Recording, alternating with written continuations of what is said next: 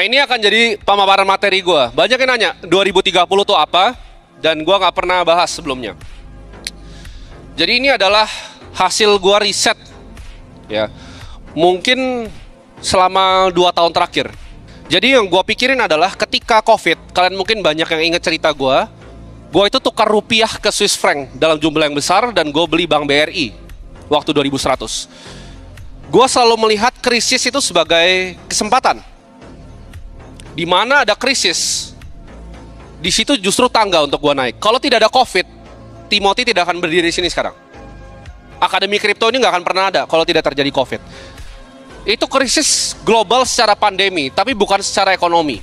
Kenapa? Karena Federal Reserve, ya, dan Bank Sentral, gua nggak sebut ya di mana ya. Itu semuanya cetak uang rame-rame di jumlah yang kalian nggak bayangin. Jadi ekonomi yang sekarang ini kesannya stabil, itu palsu. Kita akan mulai ke slide yang pertama. Oke, ada yang pernah lihat foto ini nggak? Ada yang tahu orangnya siapa? Nggak ada yang pernah lihat? Angkat tangan deh, yang tahu orangnya siapa? Sedikit, ya. Ini adalah Klaus Schwab, pendiri dari World Economic Forum. Ini famous phrase yang akhirnya kena backlash yang luar biasa. Jadi gue akan gambarin sedikit ya, World Economic Forum itu apa. Itu adalah sebuah forum diskusi.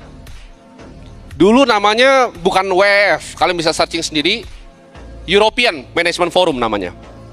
Lalu diganti oleh Klaus Schwab. Beliau ini orang yang punya kehausan terhadap kuasa. Jadi yang beliau lakukan adalah ngumpulin orang-orang paling berpengaruh di dunia. Ini setiap tahunnya selalu ada ya di Davos. Tahun ini akan ada, tahun depan akan ada. Jadi mereka ini yang shaping global regulation dan global finance. You will own nothing and be happy di 2030. Ini quotes-nya dari Klaus Schwab. Artinya kalian nggak akan punya apapun dan kalian akan happy. Buktinya apa? Mobil. Penjualan di Indonesia, mobil tuh turun drastis.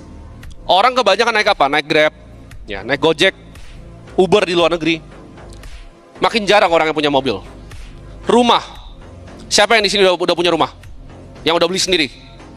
Yang lunas? Kelihatan kan jumlahnya? Mungkin hanya 5%. Yang sewa? Nggak mau ngaku nih, buset. Saya nggak punya rumah, tinggal di mana lo? Saya nggak mau ngaku. By 2030, target mereka adalah mengurangi orang yang punya aset. Ya. Next. Ini adalah revolusi industri keempat. Ya, ada nomor 1, 2, 3, dan keempat. Revolusi ke industri keempat ini akan sedikit berbeda. Dan ini menurut gue justru yang akan menimbulkan krisis. Orang banyak pikir teknologi itu akan bikin manusia semakin makmur. Betul. Tapi hanya manusia tertentu. Kalian bisa lihat di sini ya. Ini ada beberapa yang gua paparin akan hilang. Ada yang nonton podcast gua di Deddy Corbuzier 2022. Itu keluar kalau gua nggak salah di Desember. Tapi Deddy itu ngestok podcast itu tuh 3 bulan sebelumnya. Waktu ChatGPT itu masih beta. Jadi belum ada. Kalian belum ada yang pakai bahasa sini. Gua udah bilang di podcast itu yang hilang tuh pertama justru apa? Seni kreatif kan. Desainer tuh akan hilang. Sebelum keluar di GPT bisa prompt gambar. Karena gue udah coba. Gue udah tahu limitasinya. Pertama, ada yang kerja administratif gak di sini? 1% lah ya, masih ada. 2, customer service, ada CS gak di sini yang kerja? Ya kalau bisa sih sedikit ya CS ya. Retail dan kasir. Ada? Ada. Transportasi. Ini bukan punya usahanya ya. Lu jadi supir gitu. Ada? Transportasi? Ada loh. Accounting. Akuntan, angkat tangan ya. Akuntan. Lebih banyak ya akuntan ya. Jurnalis. Ada beberapa, bahkan ada orang gua sendiri di sini kan, banyak jurnalis. Manufacturing dan production itu menurut gua semua yang ada di sini ini akan di-remove sama teknologi. Artificial intelligence akan ganti semuanya. Karena administratif, clerical jobs itu gampang sekali diganti. Tidak ada yang spesial. Data entry, masukin ke Excel, itu semua bisa diotomatisasi. Basic accounting, pembukuan, udah nggak butuh orang. Bahkan untuk analisa laporan keuangan, kalian cobain aja. Buat lu semua yang punya perusahaan, coba lu screenshot neraca lu tanya ke ChatGPT, kalian tanya, hasilnya ini menurut kalian lebih bagus kalau apa? Dia bisa analisa financial statement kalian. Arus kas, income statement, neraca. Semua. Basic journalism. Sebagai contoh ya, pertanyaan yang kalian tadi pikir gue bikin di sini, Gua jujur, itu baru gue bikin 5 menit sebelum gue datang sini.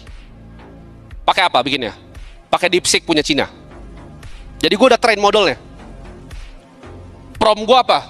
Kasih gue pertanyaan level Bloomberg interview ke regulator dan para pelaku industri. Itu pertanyaan yang lu lihat tadi, itu bukan pertanyaan gue. Semuanya dibikin pakai AI. Next. Nah, ini data dari McKinsey. 375 juta orang akan affected, ya.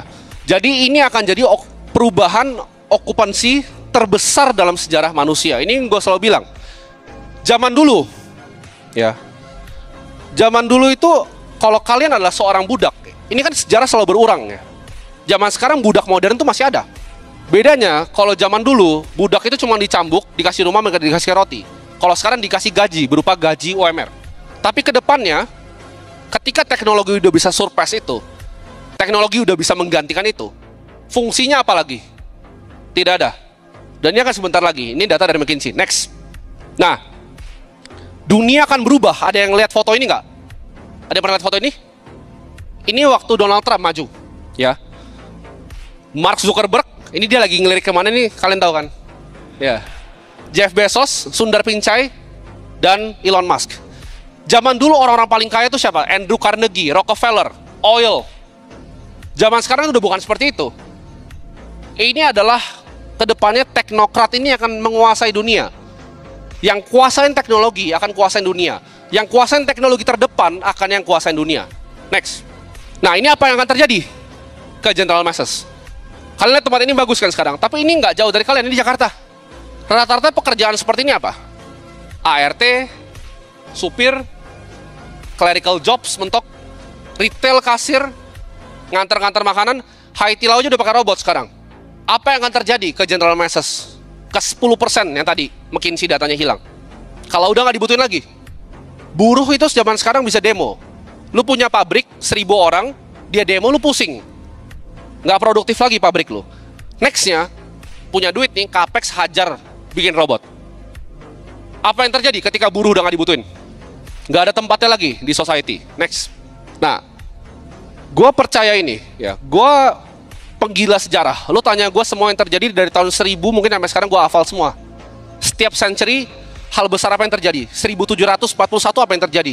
1800 itu gue pelajarin secara detail. Kenapa? Karena gue percaya sejarah itu selalu berulang. 1930 yang terjadi adalah Great Depression. Itu momen sebelum pencetakan uang gila-gilanya. Dan gue percaya di 2030 ini akan ada hal similar yang terjadi. Kenapa? 2008 adalah krisis. Tapi itu di bail out oleh bank sentral lumayan bagus. 2020 COVID. Yang mereka harus lakukan apa? Mereka pump up fiskal ekonomi. Mereka bikin dolar itu banyak sekali. Nanti gue akan tunjukin chartnya. 42,5% sirkulasi dolar itu dicetak tahun 2020 kemarin. Ya, dan itu data. Ketika hal ini berulang lagi, gue percaya akan ada Great Depression Part 2. Great Depression itu nggak sebentar. Kalian silahkan cari sendiri berapa lama. Buktinya apa? Mari kita bahas data, fakta, dan angka. Next. Kalian ada yang ngerasa nggak? Di sekarang ini, walaupun katanya udah nggak krisis, daya beli masyarakat lemah. Buktinya apa? Penjualan auto. Gue selalu bilang ke teman-teman gue yang beli-beli saham otomotif dan lain-lain, itu pasti jatuh ke tanah. Kenapa? Karena masyarakatnya nggak ada daya beli lagi sekarang. Ya, ini datanya, ya, interest rate dan quantitative easing 1930. Risetnya gue dapat dari mana ini? Bridgewater Associates, hedge fund terbesar di dunia. Lihat kemiripannya ketika 2020, identikal nggak? Identikal. Jadi apa yang mereka kerjakan dulu? Perhatiin, ketika monetary base persen ke GDP-nya naik, itu terjadi krisis yang luar biasa. Mereka itu ngerampok lu bukan dengan perpajakan. US itu ngerampok orangnya bukan dengan IRS pajakin mereka, tapi dengan Federal Reserve yang cetak uang dan banjirin marketnya. Itu adalah format dari pencurian yang baru. Lihat, nggak bisa makan orang. 1930 itu panjang sekali, makanya namanya Great Depression. Nanti ketika Great Depression terjadi Part 2, dan masyarakat yang gue bilang tadi yang di bawah 10% itu yang dipindahkan, nggak dibutuhkan lagi, lu kan lihat kekacauan yang luar biasa. Next. Selalu ada siklus, ya. Ini dari Ray Dalio, gue pinjam chartnya. Ada short term, jangka pendek, siklus hutang, dan siklus hutang dalam jangka waktu yang panjang. Setiap 3 tahun, 5 tahun tuh ada mini krisis. Tapi ini, lu lihat long term ya. Ketika dia akan ketemu ya productivity-nya. Ini terjadi kapan? Tech bubble 1999, 2008 global financial crisis, 2020 COVID. Tapi COVID itu tertunda. 2008 dan 2020 itu tertunda menurut gua. Dua-duanya di bailout. Kali ini Fed tadi udah sampai ujung dia. Dia quantitative easing udah sampai ujung. Dia nggak bisa lagi. Dia nggak bisa lagi bailout lagi. Ketika terjadi krisis akan ambruk ya. Dan lo akan lihat siklusnya ketika empire rise and fall. Kapan jatuhnya kerajaan. Next. Ini dia ya. Selalu terjadi seperti ini. Kedamaian, Amerika menang karena dia menang semua perang. Militernya paling kuat. World War 1, World War 2 menang. Takut lawan Amerika. Damai. Financial bubble and big wealth gap 2008 terjadi ya. Financial bust dan economic downturn 2008-2020. Printing money and credit sekarang. Revolusi and wars sekarang, bentar lagi. Debt and political restructuring soon 2028. Dan new world order yang baru akan terjadi. Ada yang bisa tebak kira-kira kemana negaranya? Ketika gembor-gembor AI itu narasi yang dipakai sama US. Cina cuma keluarin satu, DeepSeek nih yang kecil. Nah, itu peluru kecilnya. Masih banyak peluru yang Cina punya. Next. Ada yang tahu mobil BYD? Kalian tahu nggak total market share dari global EV sales mereka berapa persen dari mobil di dunia? Ada yang tahu? Any idea? Gambarannya Tesla tuh 13,7%. BYD tuh 22% semua mobil yang ada di dunia. Kalian cek Google sekarang. Gak sadar kan kalian? 5 tahun lagi, itu lo nggak bakal lihat Toyota itu nggak bakal ada. Itu semua akan dikuasai sama BYD. Bro Gabriel Ray ini punya SF90XX nih, salah satu paling cepat. Ya. Tapi XX-nya dia lawan BYD yang baru, Yangwang, kalah cepat bro. Harganya 20 kali ke bawah. Gue pas lihat itu BYD, gue kaget itu. Wah, gue beli Sena buat apa ini? Kenceng banget gitu, lewatin kayak God gitu, dia bisa lewatin God gitu. Sena gue baru keluar parkirannya udah nabrak gitu. Cina akan revolusi semuanya, ya.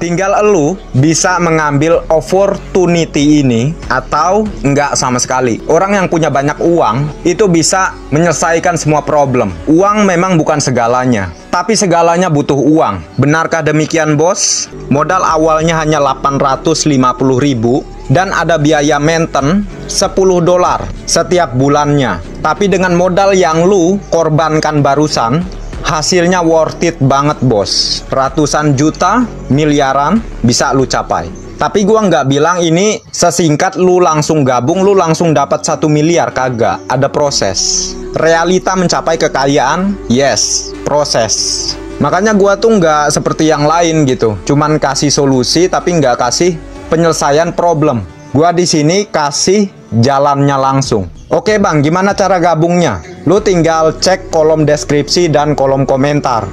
Terus lu bilang, saya nggak punya modal bang. Itu kok gede banget bang modalnya. Gua nyuruh lu berpikir secara logika ya. Lu mau hasil gede tapi lu nggak mau berkorban. Gimana ceritanya bos? Kagak ada. Pencapaian besar perlu pengorbanan. Lu kagak mau mengorbankan salah satunya, jangan mimpi lu akan sukses. Buang jauh-jauh mimpi lu tadi. Jadi gua paling enak banget yang mau hasil gede tapi kagak mau ada modal. Dari mana bos? Secara logika. Lu mau berkorban dengan hanya 850.000 dan maintenance $10 atau 170.000 saja setiap bulannya. Tetapi lu dapat hasil ratusan juta bahkan miliaran. Bukan hanya sekali bos, tapi setiap bulan. Sekian yang bisa gua sampaikan. Assalamualaikum warahmatullahi wabarakatuh.